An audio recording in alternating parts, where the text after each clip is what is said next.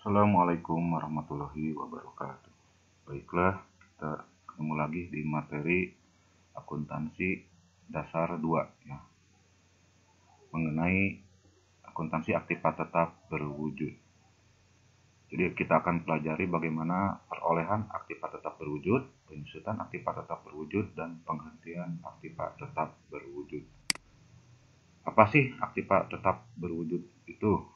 Ini ya, aktiva tetap berwujud atau yang disebut dengan istilah tangible asset merupakan jenis-jenis aktiva yang nampak terlihat wujudnya ya dan sifatnya relatif permanen. Ini seperti apa saja untuk aktiva tetap berwujud ini? Di antaranya ada tanah, gedung, peralatan, mesin, kendaraan, dan lain-lain. Semua jenis-jenis aktiva tetap berwujud ini digunakan dalam jangka waktu yang relatif cukup lama, ya. Perusahaan dalam melakukan pencatatan akuntansi melaporkan aktiva tetap berwujud pada neraca. Jadi dalam laporan keuangan, yaitu laporan posisi keuangan atau neraca ini dicatat di sisi aktiva. Jadi ada aktiva, ada pasiva, ini dicatat di sisi aktiva. Aktiva tetap berwujud akan disusutkan setiap periodenya. Khusus jenis aktiva tetap berupa tanah ini tidak disusutkan ya. Tanah ini selain gedung, peralatan, mesin, kendaraan, dan lain-lain. Aktiva tetap yang seperti ini dilakukan penyusutan kecuali tanah. Tanah ini tidak disusutkan. Itu ya. Kemudian perusahaan harus mencatat pula apabila dilakukan penjualan. Penjualan ini dikenal dengan istilah penghentian aktiva tetap berwujud. Ini bisa dilakukan penghentian ini karena alasan tertentu ya. Untuk penghentian aktiva tetap berwujud ini bisa dijual, ditukarkan, atau karena rusak. Dijual seharga berapa, berarti harga akhir ya, tidak sesuai dengan harga perolehan. Ditukarkan dari yang lama kemudian ditukarkan dengan yang baru, atau karena rusak dijual. Yang rusak ini pun bisa diganti dengan yang baru. Dari penjualan ini tentunya bisa ada selisih ya, selisih lebih atau selisih kurang. Kalau selisih lebih laba, kalau selisih kurang berarti ada kerugian. Oke,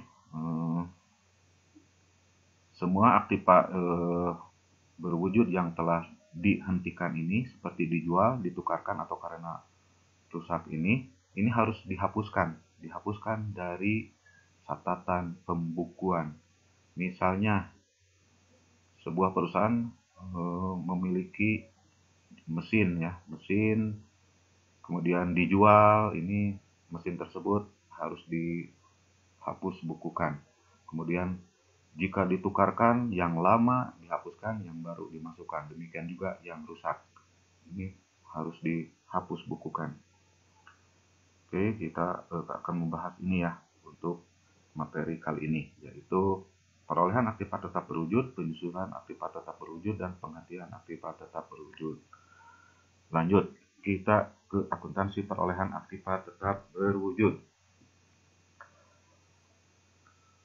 Contoh soal, ini pada tanggal 21 April 2016, PT Merdeka membeli mesin produksi dari PT Sentosa. PT Sentosa ini berperan sebagai penjual seharga 120 juta. Biaya pengiriman sebesar 7 juta, pemasangan 4.500.000, biaya konsultasi sebesar 10 juta, dan PPN-nya sebesar 10%. Kemudian PT Sentosa sebagai pihak penjual ini memotong PPh pasal 23 sebesar 2 juta. Seluruh biaya ini dibayarkan kepada PT Sentosa. Ini PPh pasal 23 ini merupakan pajak atas penghasilan yang diperoleh dari modal, penyerahan jasa, atau penyelenggaraan kegiatan selain yang dipotong dalam pajak penghasilan atau PPh pasal 21. Diminta dari soal di atas Buatlah perhitungannya serta jurnal yang diperlukan dari transaksi di atas. Ini jawaban contoh soal. Perhitungannya harga mesin produksi ini harga normalnya ya sebesar 120 juta rupiah. Namun ada biaya pengiriman, ada biaya pemasangan, dan biaya konsultasi. Ini sesuai yang ada pada contoh soal ini. Dijumlahkan sebesar 141.500.000 rupiah. Dari nilai ini kemudian dikenai PPN 10%. 10%-nya dari 141.500.000 rupiah. Ini harga perolehan dikenai PPN 10% sebesar 14.500.000 rupiah. Jadi total harga mesin produksinya sebesar 155.650.000 rupiah. PPh pasal 23 dicatat sebagai hutang PPh pasal 23 sebesar 2 juta. Adapun ini totalnya sebesar 153.650.000 rupiah. Bisa dicatat sebagai kas, bisa dicatat sebagai hutang, tergantung si perusahaan yang membelinya. Apakah tunai? Kalau tunai catat sebagai kas. Kalau non tunai catat sebagai hutang. Lanjut kita ke jurnal. Pada tanggal 21 April ya, pada saat pembelian 21 April 2016, mesin produksi sebesar 141.500.000 rupiah. Ini dicatat di debit. PPN sebesar 10%, 14.150.000 rupiah. Yang ini catat di debit. Kemudian hutang PPh 23 yang ini 2 juta rupiah dicatat di kredit. Kemudian kas atau hutang catat di kredit sebesar 153.650.000 rupiah. Yang ini ya. Maka ini antara debit dan kredit jalan. Itu untuk contoh soal. Silakan bagi para mahasiswa untuk mengerjakan latihan soal 9 ini ya. Silakan dari modul yang telah saya bagikan dikerjakan di lembar jawaban latihan soal ini. Baiklah, kita lanjut ke materi berikutnya mengenai akuntansi penyusutan aktiva tetap berwujud. Dari aktiva tetap berwujud yang telah dibeli, tentunya perusahaan harus menghitung penyusutan. Ini tarif penyusutan telah saya buat, ini berdasarkan berdasarkan pasal 11 Undang-Undang PPh. Tarif penyusutan untuk kelompok harta berwujud adalah sebagai berikut. Ini bagi aktiva tetap yang bergerak ya. Ada kelompok 1, 2, 3, dan 4 masa manfaat. Ini tergantung umur ekonomis dari aktiva tetap berwujud tersebut. Ini dengan metode garis lurus tarifnya. Kemudian ada metode saldo menurun. Untuk aset bergerak ini yang disebut dengan bukan bangunan ada 2 metode, yaitu metode garis lurus dan metode saldo menurun. Khusus untuk kelompok harta berwujud bukan bangunan yang tidak bergerak, ini tidak diperkenankan saldo menurun. Ada 2 kelompok, yaitu permanen dan tidak permanen. Untuk permanen 20 tahun, dan ini hanya metode garis lurus saja yang diperkenankan. Tarifnya sebesar 5%, yang tidak permanen, masa manfaat 10 tahun, dan khusus ini hanya diperkenankan metode garis lurus saja, 10% tarifnya. Ini tidak diperkenankan ya. Kita lihat contoh soal. PT Gunajaya menghitung penyusutan aktiva tetap berupa 1 unit kendaraan mobil inventaris yang dibelinya pada tanggal 28 April 2016.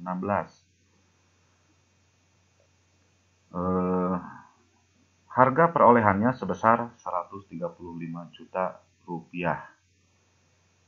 Dan kendaraan tersebut sudah berumur 3 tahun. Dari 2016 ini dihitung selama 3 tahun. Metode penyusutan yang digunakan adalah saldo menurun dengan masa manfaat 8 tahun.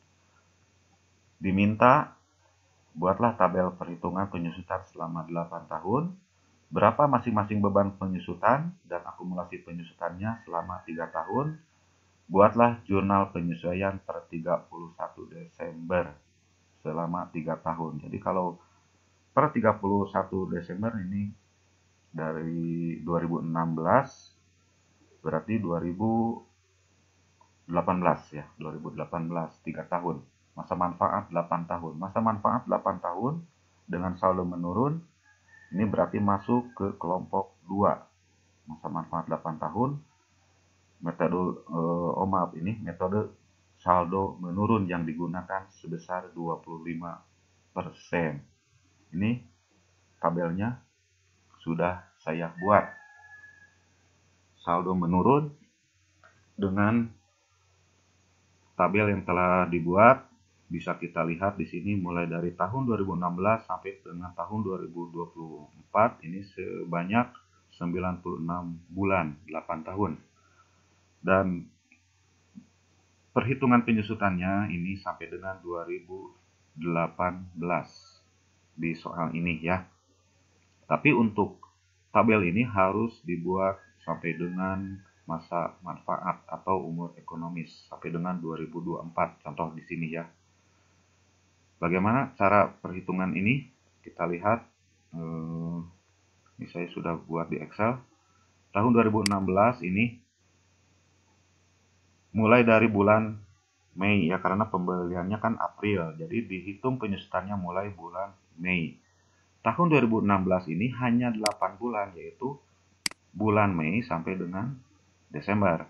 Tarif penyusutannya 25%, kemudian besar penyusutannya hanya 17%, yaitu hanya 8 bulan saja. Kalau yang lainnya ini 12 bulan ya. Kita lanjut untuk perhitungan akumulasi penyusutannya. Dari 135 juta ini dihitung nilai akumulasi penyusutan serta nilai bukunya. 17% dikali 135 juta, ini yang awal dulu. Kemudian akumulasi penyusutannya sebesar 22.500.000 rupiah. Nilai bukunya 112.500.000. 135 sekian dikurangi 22 juta sekian, nilai bukunya sekian ya, 112.500.000 rupiah. Karena ini saldo menurun, maka yang berikutnya ini diambil dari saldo ini, bukan dari sini. Begitu. Kita lihat ini untuk besar penyusutannya 25%. Sama ini ya, tarif penyusutannya 25%. Kalau yang ini beda. Kalau yang ini sama 25%, 25%. 25% dikali 112.500.000, maka ini akumulasi penyusutannya 28.125.000 rupiah. Nilai buku 112.500.000 rupiah dikurangi 28.125.000, maka di sini nilai buku pada tahun 2017 per Desember 2017 ini ya sebesar 84.375.000. Selanjutnya untuk 2018 pun demikian. Sebanyak 12 bulan, tarif penyusutan 25%, ini 12 bulan 25%. Ini beda dengan ini, sama ya. Sama kayak ini. Ini 25%. Akumulasi penyusutannya 84.375.000 rupiah dikali 25% sebesar 21.93.750, sehingga nilai buku yang lalu tahun 2017 dikurangi akumulasi penyusutan pada tahun 2018, sehingga nilai buku pada tahun 2018 per 31 Desember 2018 sebesar 63.281.250. Ini yang harus Anda perhatikan di sini. Kita menghitung hanya 3 tahun, walaupun tabelnya ini kita buat dulu semua. Jadi nilai buku di akhir sebesar 0 ya, 0 karena ini sudah di akumulasikan semuanya. Oke, kita lanjut ke jurnal penyesuaian. Jurnal penyesuaian ini hanya 3 tahun, tahun ke-1, tahun kedua, dan tahun ketiga, walaupun tabel penyusutannya sudah kita buat semuanya sampai dengan 8 tahun ya, 96 bulan. Tahun ke-1 31 Desember tahun 2016, tahun kedua 31 Desember 2017, kemudian tahun ketiga 31 Desember 2018. Kita lihat di sini untuk beban penyusutan pada tahun 2016 ini 22.500. Dari sini kita ambil ya, dari sini diambil angkanya, ini akumulasi penyusutannya. Kemudian debitnya ya, ini catat sebagai beban penyusutan 22.500. Ini kredit dari sini. Begitu. Yang 2017 sama sebesar sekian, 28.125.000 rupiah dari sini. 28.125. Kemudian di tahun 2018 ini sama ya, beban penyusutan pada akumulasi penyusutan mesin 21 juta sekian. Dari mana? Dari tahun ketiga. Ambil angkanya dari sini. Maka ini sudah kita buat selama 3 tahun jurnal penyesuaian untuk akumulasi penyusutan dan beban penyusutan.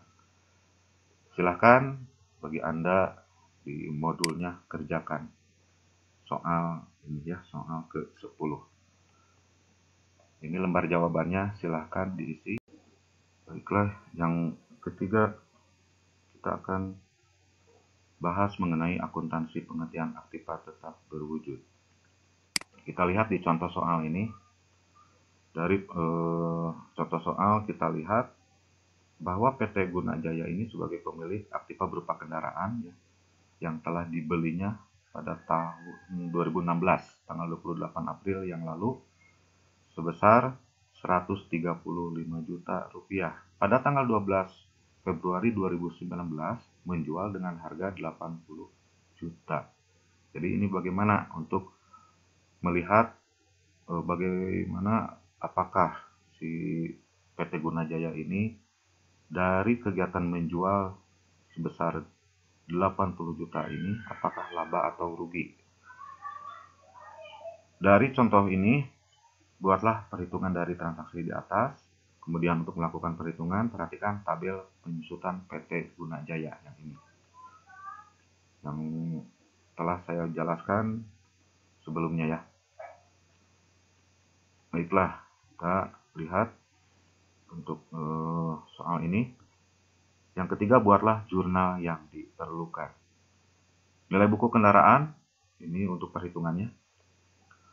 Harga perolehan kendaraan 125 juta. Kemudian akumulasi penyusutan kendaraan ini sebesar 71.780.750. Nilai buku kendaraan per 31 Desember 2018 sebesar 63 juta sekian. Ini dari mana? Kita lihat.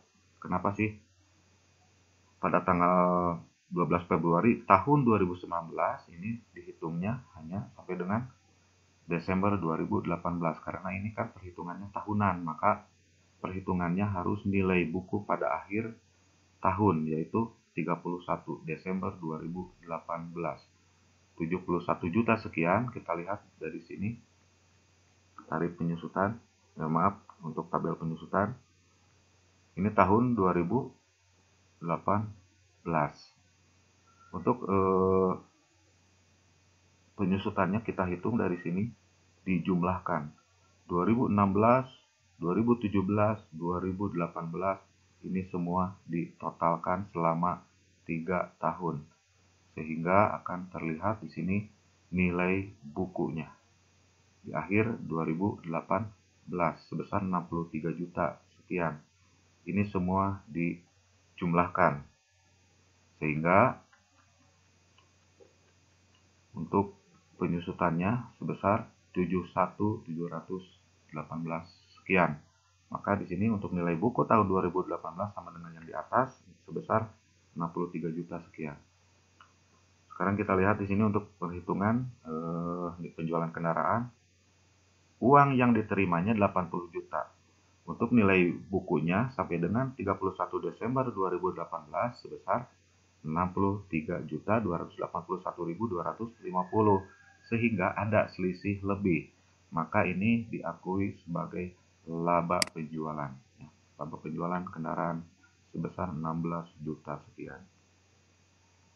Untuk jurnalnya, pada bulan Februari tanggal 12 tahun 2019, kas 80 juta sekian, kemudian akumulasi penyusutan kendaraannya 71 juta sekian, dicatat di debit.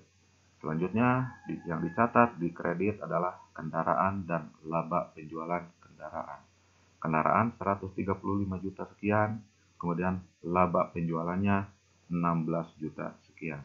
Sehingga ini antara debit dan kredit balance sebesar 151 juta sekian.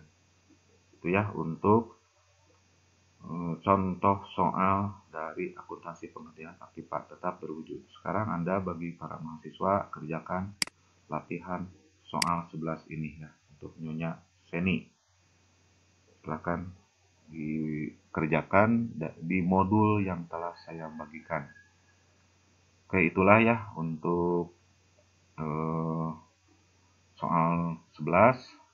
Selanjutnya ada latihan soal 12 sama itu dikerjakan juga. Demikian, terima kasih atas perhatiannya. Assalamualaikum warahmatullahi wabarakatuh.